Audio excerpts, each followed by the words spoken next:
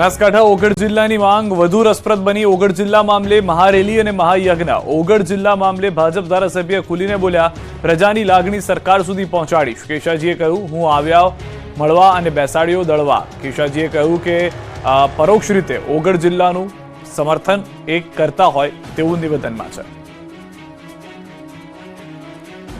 આ તરફ મહુવાના તલગાજરડામાં ચિત્રકૂટ એવોર્ડ દરમિયાન મોરારી બાપુએ ધારાસભ્યની હાજરીમાં મંચ પરથી કરી હળવા મૂડમાં માંગણી। મહુવા જિલ્લો બને એવી ઈચ્છા દર્શાવી। રામકથાકાર મોરારી બાપુએ હળવાશમાં જાહેર મંચ પરથી કહ્યું હતું કે મહુવાને પણ જિલ્લો બનાવવાનો લાભ મળે। આ ઉપરાંત વિદ્યા સહાયકના પગાર વધારા પર મોરારી બાપુ બોલ્યા। મહુવા તો આપણો જિલ્લો નથી એટલે હજી એમાં નહીં મેળ થાય। ધારાસભ્ય શ્રી બેઠા છે, જ્યારે કદાચ મહુવાને આવો લાભ મળે એટલે મારા આનંદની વાત તો એ છે કે જેમ જેમ જિલ્લા વધે એમ મને વંદના કરવાનો વધારે મોકો મળે। 100 રૂપિયાની રકઝકમાં રાજકોટમાં પેટ્રોલ બોમ્બથી હુમલો। બાઇક પર 4 શખ્સો આવ્યા અને હોટલ પર પેટ્રોલ બોમ્બ ફેંકી ભાગી ગયા। પછી મચી ગઈ નાસભાગ। હચમચાવી નાખનારા દ્રશ્યો છે રાજકોટના। સૌરાષ્ટ્ર યુનિવર્સિટી રોડ પર આવેલી નકળંગ ચાની કિટલી પર એક શખ્સે પાન મસાલાના પૈસા આપવા બાબતે અને સીસીટીવી ચેક કરવા બાબતે માથાકૂટ કરી। 100 રૂપિયા મુદ્દે હોટલ સળગાવી દેવા। રાત્રે 1:30 વાગે 4 મિત્રોએ ચાની હોટલ પર આવી પેટ્રોલ બોમ્બ ઝીકી પોલીસની આબરૂના તેજાગરા ઉડાડ્યા। કાચની બોટલમાં પેટ્રોલ નાખી વાડથી સળગાવી રહેલા શખ્સો કેમેરામાં કેદ થયા। ઘટનાને પગલે હાજર લોકોમાં નાસભાગ મચી ગઈ। આ અંગે પોલીસે ગુનો નોંધી તપાસ હાથ ધરી। તપાસમાં ખુલાસો થયો છે કે નકળંગ ટી સ્ટોલ નામે હોટલ ધરાવતા જીલાભાઈ રાત્રે પોતાની હોટલે હતા ત્યારે વિસ્તારના આવાસ ક્વાર્ટર્સમાં રહેતો જયદીપ રામાવત હોટલ ગયો હતો અને ચાની હોટલની સાથેની પાનની દુકાનથી ફાકી ખરીદી હતી। ત્યારબાદ પાનની દુકાન સંભાળી રહેલા સાહિલ નામના યુવક સાથે પૈસા મુદ્દે માથાકૂટ શરૂ કરી હતી। સાહિલે ₹50 આપ્યાનું કહ્યું હતું, જ્યારે જયદીપે ₹100ની નોટ આપ્યાનું રિટર્ન કર્યું। બંને વચ્ચે બોલાચાલી થઈ અને તે સાંભળી નકલંગ હોટલના સંચાલક જીલાભાઈ ઉર્ફે મુન્નાભાઈ ₹100ની નોટ પરત કરી દેવા માટે સાહિલને કહેતા જયદીપ રામાવત ઉશ્કેરાયો અને હોટલના સીસીટીવી ફૂટેજ ચેક કરીને પછી વાત કરો તેમ કહી ધમાલ શરૂ કરી। ત્યારબાદ રાત્રિના 1:14 હોટલ પર 2 બોટલના ઘા થયા હતા અને ધડાકા સાથે આગ ફાટી નીકળી હતી। પેટ્રોલ બોમ્બના 2 ઘા ઝીકાતા હાજર લોકોમાં ફફડાટ ફેલાઈ ગયો હતો। ઘટનાની જાણ કરાતા યુનિવર્સિટી પોલીસની ટીમ સ્થળ પર પહોંચી હતી। પેટ્રોલના સેમ્પલ લઈને FSLમાં મોકલાયા છે। રાજકોટમાં 80 ફૂટ રોડ પર દુકાને થયું દંગલ। રાજકોટમાં મારામારી હવે સામાન્ય બની ગઈ છે। આ દ્રશ્યો છે શહેરના 80 ફૂટ રોડ પરના સત્યમ પાર્ક સોસાયટીમાં આવેલી નીલકંઠ પાનની દુકાને ગ્રાહક અને વેપારી વચ્ચે ઝઘડો થયો। કોઈ બાબતે બોલાચાલી થઈ। 2 શખ્સો ઝઘડી રહ્યા હતા ત્યારે મામલો વધુ ઉગ્ર બની ગયો। વાત મારામારી સુધી પહોંચી ગઈ। એક શખ્સનો પિત્તો જતા દુકાન બહાર રહેલા પ્લાસ્ટિકના ટેબલથી હુમલો કર્યો। ટેબલ ઉપાડીને માર મારતા નાસભાગ મચી ગઈ હતી। ભાવનગરમાં પતંગ બાબતે તોફાનીઓએ મચાવી ધમાલ, તો અકવાડ વિસ્તારમાં 2 જૂથો વચ્ચે પથ્થરમારો। ભાવનગરમાં પતંગ કપાઈ જવા જેવી બાબતે મારામારી થઈ। શહેરના કુંભારવાડામાં તોફાની તત્વોએ આતંક મચાવ્યો। ઉત્તરાયણે અગાસી પર પતંગ ચગાવી રહ્યા હતા તે સમયે પતંગ કપાઈ જતા બીભત્સ શબ્દો બોલતા મામલો ઉગ્ર બન્યો।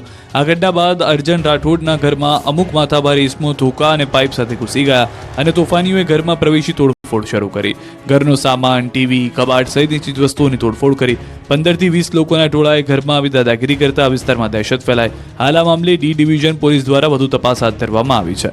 સામે સામે પથ્થરમારાને આ દ્રશ્યો પણ ભાવનગરના છે। શહેરના અકવાડા વિસ્તારમાં જૂની અદાવતમાં સમાધાન માટે 2 જૂથના લોકો ભેગા થયા હતા।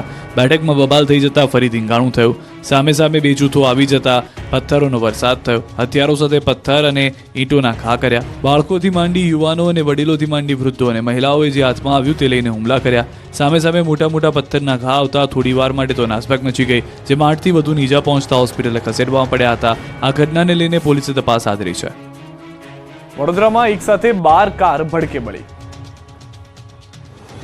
વડોદરા શહેરના પાણીગેટ વિસ્તારમાં આવેલી અજબડી મિલની સામે આવેલા કાદરી મોટર્સમાં અચાનક આગ લાગતા 25માંથી સ્ક્રેપની 12 કારને લપેટામાં લઈ લીધી, જેને પગલે આજુબાજુના રહીશોમાં ગભરાટનો માહોલ સર્જાયો તેમજ લોકોના ટોળા પણ ભેગા થઈ ગયા। આગની ફાયર બ્રિગેડને જાણ કરતા પાણીગેટ ફાયર સ્ટેશનથી ટીમ આવી સતત પાણીનો મારો ચલાવી આગ પર કાબુ મેળવવાની પ્રક્રિયા હાથ ધરી। ભારે જહેમત બાદ આગ કાબુમાં આવતા આજુબાજુના લોકોએ પણ રાહતનો શ્વાસ લીધો। પાણીગેટ અજબડી મિલ પાસે આવેલા કાદરી મોટર્સ એટલે કે AM મોટર્સમાં વાસી ઉત્તરાયણે રાત્રે આગ લાગી હતી। ખુલ્લા મેદાનમાં કુલ 25 કાર પડી હતી। આગ લાગતા 12 કાર બળીને ખાખ થઈ ગઈ હતી।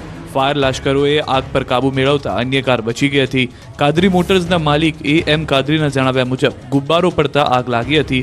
જોકે ફાયર બ્રિગેડે આગ કેમ લાગી તે અંગે કોઈ કારણ સ્પષ્ટ કર્યું ન હતું. સ્થાનિકોના મતે એક બાદ એક કારની ગેસના 3 બોટલ ફૂટ્યા હતા. 500 થી 600 મીટરના અંતરે ખૂબ જોરથી અવાજ આવ્યા હતા. તમામ સ્થાનિકો ડરી ગયા હતા. સ્થાનિકો મુજબ જ્યાં આગ લાગી ત્યાં ઘણા અસામાજિક બેસીને નશો કરે છે. ભંગારનો ધંધો કરતા લોકોએ દબાણ કર્યું છે.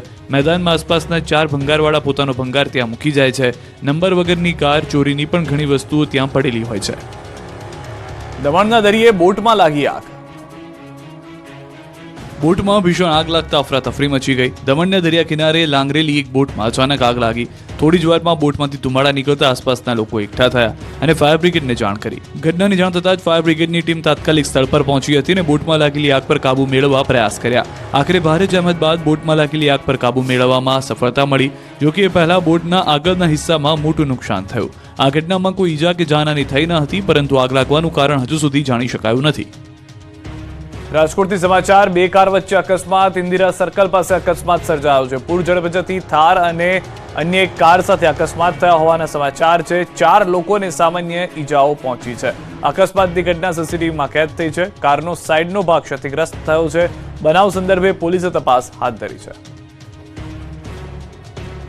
અમદાવાદ